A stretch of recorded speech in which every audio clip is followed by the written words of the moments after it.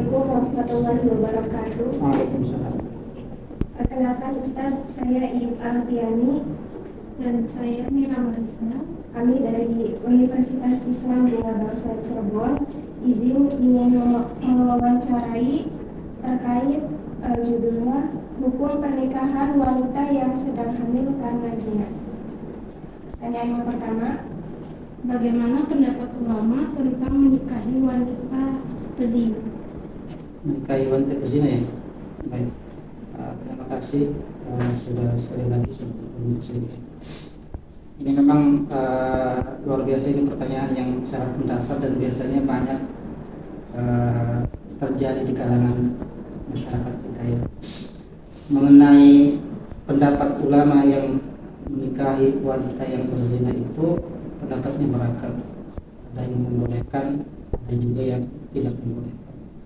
Bahkan mayoritas ulama juga, ulama Nahdliyin, ulama MU itu adalah tidak boleh menikahkan secara umum dengan wanita yang telah berzina, apalagi wanita yang berzina dengan pasangannya.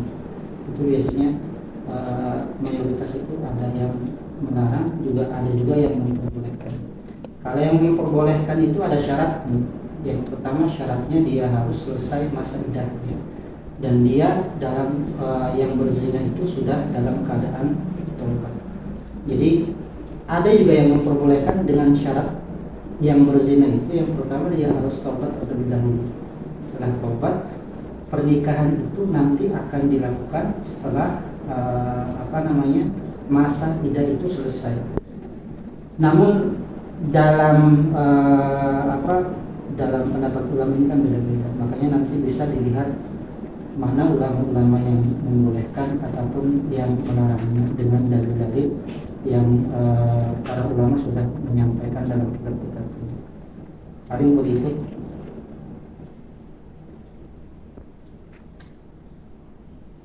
Yang kedua pertanyaannya, bagaimana hukum pernikahan wanita yang sedang hamil karena zina dengan pria yang bukan menghamilinya?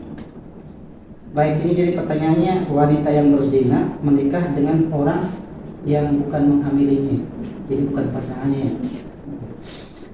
Jadi menurut pandangan Islam juga, pendapat ini kan tadi yang sudah sampaikan bahwa wanita yang sedang hamil karena berzina, baik dengan pria yang telah menzinainya atau tidak, itu adalah syah ya.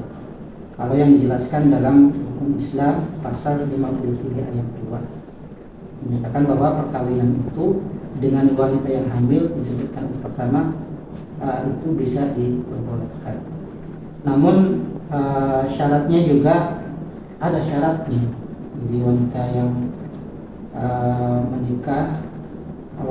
menikah dan pernikahan hasil zina dengan pria yang lain, kalau perlu menurut para ulama menyatakan, ulama yang empat mazhab, ada yang menyatakan bahwa pernikahan itu tidak syah. Kalau Imam Malik atau mazhab Malikiyah itu menyatakan itu haram, baik wanita yang dia zina atau menikah dengan pasangan sezinanya atau pasangan kubu-kubunya ataupun pria yang lain.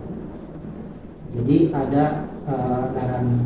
Terus juga menurut Imam Hambal juga beliau menyatakan demikian. Jadi melarang wanita yang hamil karena hamilnya itu karena zina ya, dengan pria yang menghamilinya atau pria pasangan itu ataupun pria yang bukan pasangannya. Kata Imam Hambali itu juga tidak diperbolehkan.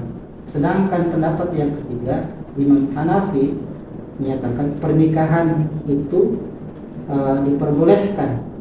Jadi Imam Hanafiyah ini punya pendapat bahwa wanita yang berzina itu menikah dengan pasangannya ataupun dengan orang lain yang bukan pasangannya itu diperbolehkan, tapi dengan syarat yang pertama wanita dan laki-lakinya pasangan bertobat, tetapi juga ada masa iddahnya.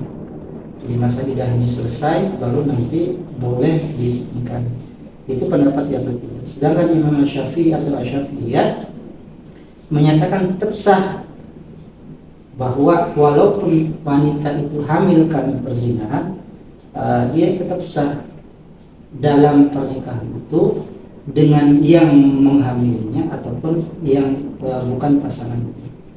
Artinya dalam menurut para ulama itu tetap ada ikhtilaf di kalangan empat mazhab itu, ya, secara umum sebenarnya boleh menikahkan, ya, atau boleh menikahkan ketika wanita hamil. Dasarnya kan dasarnya, apalagi hukum di Indonesia biasanya tetap bisa yang sekarang di KUA itu kan tetap diperhatikan atau dipraktikkan juga. Paling itu. Pertanyaan yang ketiga, bagaimana status anak hasil zina dalam Islam? Baik, adapun statusnya dalam anak perzinahan itu yang dilakukan, sebenarnya tidak ada dalam Islam itu dari dulu pun anak berdosa dulu, atau disalahkan anak hasil perzinahan, karena tidak ada hasil. Karena yang melakukan itu kan adalah orang tuanya, kesalahan itu adalah kesalahan dari orang tua. Sedangkan hasil perzinahan itu, maka nasab untuk bapaknya atau orang tuanya dari kalangan ayahnya itu terputus. Jadi misalkan kalau anaknya perempuan, maka bapaknya ini tidak boleh mewalikan. Nah, kalau anaknya hasil perzinahan itu melahirkan, maka nasab dan anaknya juga terputus, termasuk juga tidak mendapatkan hak warisnya. Jadi nasab yang diberikan adalah cuma dari ibunya saja, ibu dan keluarga ibu. Tapi dalam Islam juga tetap anak yang dihasilkan ini anak yang memang nanti tidak berdosa, karena perbuatan yang dilakukan ini adalah perbuatan yang dilakukan oleh kedua orang tuanya, bukan anaknya. Secara umum dalam hukum negara dan hukum Islam menyatakan demikian. Jadi statusnya itu dia tidak ada hubungan nasab dengan bapaknya, maka nasab itu dikumpulkan atau digariskan dengan keluarga begitu.